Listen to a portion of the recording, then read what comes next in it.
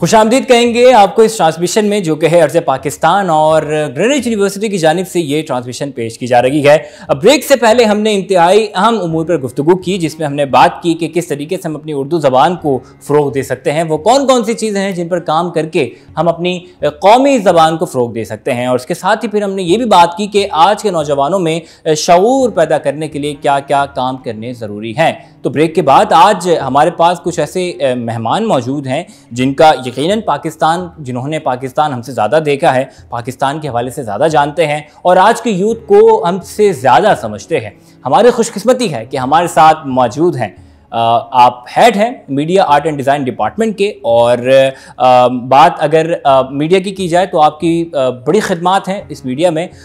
Sir doctor Sabir हमारे साथ तशरीफ़ फरमा है यहाँ पे। सर बहुत शुक्रिया आपकी आमद का। सर कैसे हैं आप? अल्लाह का शुक्र। कैसी तबीयत है सर आपकी? बहुत शुक्र अल्हम्दुलिल्लाह, अल्लाह ताला का करम है, ख़ास करम है अल्लाह ताला का।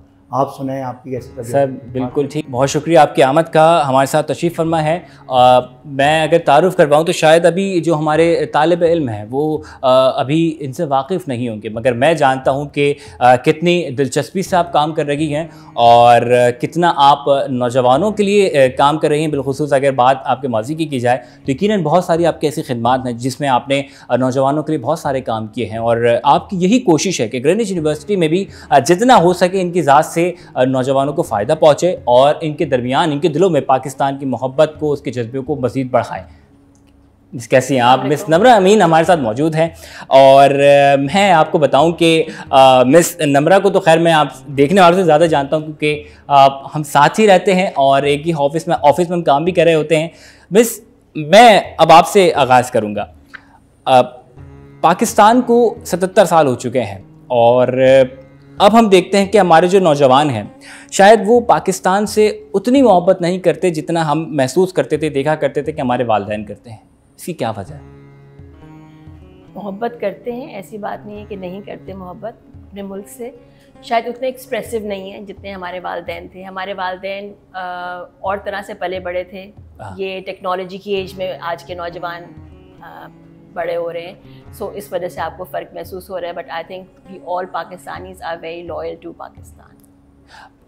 बिल्कुल ऐसा ही है, लेकिन मैं चूँकि एक इस नस्ल का एक हिस्सा हूँ और मैं ये महसूस करता हूँ अपने इर्द गिर्द में, जब दोस्तों में देखता हूँ, मुझे लगता है कि शायद अब वो जो एक जज्बा था, एक ख़ास किस्म का जज्बा था कि पहले से ही बच्चों के दिलों में पाकिस्तान की मोहब्बत होती थी, और जैसे ही ज़रूरी नहीं था कि 14 अगस्त ही हो, कोई भी लम्हा होता था जहाँ कोई मिली नगमा सुना दिया जाता था, एक अलग सा एक जोश व खरोश बच्चों में नज़र आता था।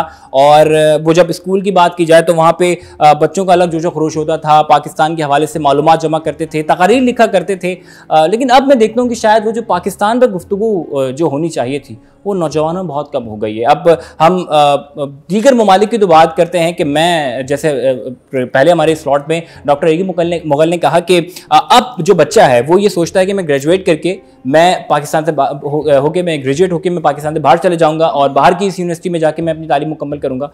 अब पाकिस्तान के लिए जो नौजवान है वो ऐसा नहीं सोचता। क्या वजह है? वजह हमारे मुल्क के मुश्किल हालात हैं। अब इन हालात से कैसे निकला जाए? अल्लाह ताला ने कहा कि इंशाल्लाह जब तक जज्बा है इस मुल्क के लिए, जब तक लॉयल्टी है इस मुल्क के लिए, अल्लाह ताला इसकी कश्ती को पार लगाएगा। अच्छा सर, मैं आपकी तरफ आऊँगा। मुझे बताइएगा कि क्या ये बात हम कब तक जो है वो अपने बच्चों को ये बताते रहेंगे कि फ़लाँ ने ये कुर्बानी की थी और हम भी ऐसा करेंगे, फ़लाँ ने ये काम किया था तो हम भी ऐसा करेंगे?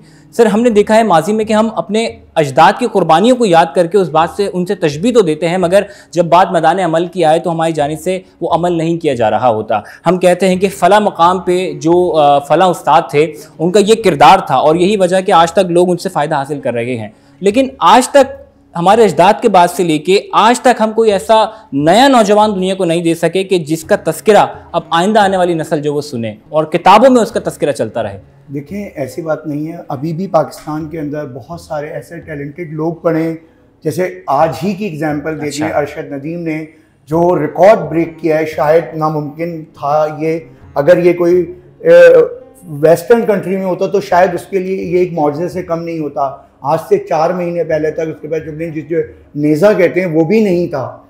इन मुश्किल हालात के बावजूद उसने वो रिकॉर्ड बनाया जिसके आज दुनिया में चर्चा है। ऐसा चर्चा है कि रहती दुनिया में शायद ये चर्चा कभी ख़त्म ना हो। जहाँ तक रही अजदाद की बात, इसका सबसे बड़ा पहलू ये है, सबसे बड़ी गलती हमारी ये है कि हम जो हिस्ट्री पढ़ाते हैं वो हिस्ट्री बहुत गलत है। हम वो हकाइक अपने नौजवानों को नहीं बताते जो असल हकीकत है, हम वो बातें बताते हैं जो झूठ हैं। क्योंकि अब पाकिस्तान ही एक मुल्क नहीं है, ये दौर सोशल मीडिया का दौर है, ये दौर डिजिटल का दौर है, तो इंफॉर्मेशन का हमारे पास फ्लो है। एक सेकंड में अगर किसी चीज़ की अगर हमें तस्दीक करनी होती है तो चंद क्लिक्स पर हम पूरी दुनिया का डेटा ले लेते हैं। तो जब हम किसी को झूठ बताएंगे तो आज का बच्चा हमसे ज़्यादा एक्टिव है, हमसे ज़्यादा वो जानता है, वो डिजिटल फ्लो में बह जाने की सलाहियत रखता है। तो जैसे जैसे वक्त गुजर रहा है हमें हकीकत बतानी चाहिए अपने नौजवानों को। अगर हम हकीकत नहीं बताएंगे तो हमारे पास कश्ती का वो किनारा में रहेगा जिसका कोई किनारा नहीं होगा। क्या बात है सर, आप इतनी खूबसूरत सी शर्ट पहने हुए हैं और जिस पे चांद सितारा बना हुआ है, और यकीनन मुझे इस बात की उम्मीद है कि जिस वक्त आप इस शर्ट को ख़रीद रहे होंगे तो एक अलग किस्म का एक जज्बा होगा कि पाकिस्तान से मोहब्बत का इजहार करेंगे। 14 अगस्त का दिन है सर। अब बात आपके माजी की कर लेते हैं। जब आप स्कूल लाइफ में थे या कॉलेज में थे, उस वक्त क्या तैयारियाँ होती थी आपकी 14 अगस्त के दिन? देखिए, अगर मैं आपको सच बताऊँ ना, जैसे जैसे वक्त गुजर रहा है, पहले 14 अगस्त पे इतनी तैयारियां नहीं होती थी। अच्छा, ठीक है, सही। 14 अगस्त जब जनरल मुशर्रफ ने टेक ओवर किया कंट्री को, उसके बाद 2001 में नया जज्बा पैदा हुआ, सड़कों के ऊपर लोगों निकल आए। इससे पहले सिर्फ घरों पे झंडे लहरा कर ही हम इसको सेलिब्रेट किया करते थे। लेकिन आज अगर आप सड़कों पे चले जाएं, आपको जगह जगह पाकिस्तानी झंडे फरोख्त होते हुए नजर आएंगे। इत्तेफाक से हमारे पास अगर मैं अपनी ही एग्जांपल दूं, हमारे पास तकरीबन इतना स्टफ हमने परचेज किया हुआ है, अगर हम उसे 10 साल भी यूज़ ना करें, 10 साल भी यूज़ करें तो वो कभी ख़त्म नहीं होगा। अच्छा, ये तो बात है जज्बे की। और मैं ये समझता हूँ कि हम गलत तासुर दे रहे हैं कि आज के नौजवानों में जज्बा नहीं है। आज के नौजवानों में उस पहले से ज़्यादा जज्बा है, जिसकी एग्जाम्पल आपको ये मिलेगी। 14 अगस्त की जो नाइट होगी, आपको सड़कों पर बाइकर नज़र आएंगे, एक जश्न का समा नज़र आएगा जो मुशर्रफ के दौर से पहले नहीं था। मैंने अपनी लाइफ में नहीं देखा। 48 ईयर्स मेरी एज हो गई है, लेकिन मैं समझता हूँ वक्त गुजरने के साथ साथ ये जज्बा पुख्ता होता जा रहा है। बस मसला क्या है? मसला ये है कि हमें नौजवानों को सही गाइड करने की एक रहनुमा की ज़रूरत है। रहनुमा नहीं तो मंजिल नहीं। अगर हमें मंजिल चाहिए तो रहनुमा चाहिए। रहनुमा के बगैर मंजिल बिल्कुल ऐसी। और इस वक्त जो हमें तलाश है वो एक ऐसे रहनुमा की है जो कि कायदे आज़म की तरह हो और उनका जो पैगाम था, जो उनका ख्वाब था, उसको पूरा कर सके। वो जैसा पाकिस्तान देखना चाहते थे, हम वैसा पाकिस्तान देंगे।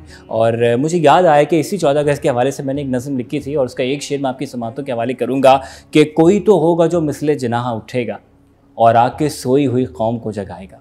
मैं इसमें आपकी तरफ आता हूँ। अब मुझे आप बताइएगा कि जब आप स्कूल लाइफ में थी, जब आप कॉलेज लाइफ में थी, उस वक्त किस तरीके से आप 14 अगस्त को सेलिब्रेट करती थी? क्या जोशो खरोश, क्या जज्बा होता था? जब मैं स्कूल और कॉलेज में थी उस वक्त हम झंडियाँ ख़रीदा करते थे, झंडे खरीदते थे। और जैसे सर ने कहा कि मोटर बाइक्स की आवाज़ें सड़कों पे गूंजती थी, और अभी भी ऐसा ही है और ज़्यादा लोग ख़रीद रहे हैं। हर गली के नुक्कड़ पे झंडे बेचने वाला बैठा हुआ है, बलून्स लेके बैठे हुए हैं, बैजेस लेके बैठे हुए हैं, और बच्चे उसी जोश और जज्बे से उनको ख़रीदते हैं, अपने घर को सजाते हैं। मेरे बच्चे भी झंडा खरीद के लाते हैं, इतना बड़ा सारा वो लगाते हैं, झंडियाँ लेके आते हैं। यही जज्बा होता है वतन से मोहब्बत का, और यही होना चाहिए। बिल्कुल ऐसा ही होना चाहिए। दोनों मेहमानान ग्रामी मौजूद हैं और दोनों जो बात कर रहे थे, पाकिस्तान की बात कर रहे थे कि क्या चीज़ है जो नौजवानों ने करनी है, क्या ज़िम्मेदारियां हैं जो नौजवानों ने अंजाम देनी है। मोअज़्ज़िज़ ख़वातीन व हज़रात, यहाँ वक्त हुआ चाहता है एक मुख्तसर से वक्फ़े का। ब्रेक के बाद आपकी मुलाकात करवाएंगे कुछ नए मेहमानान ग्रामी से।